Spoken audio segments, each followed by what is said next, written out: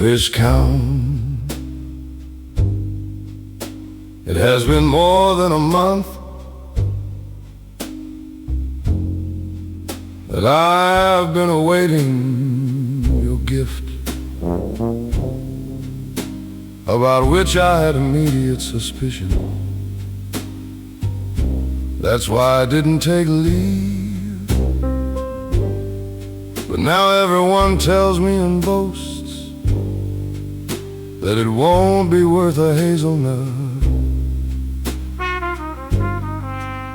any gift that I might get, nor any clothing. And through you I will have no joy. And you tell me the truth about it.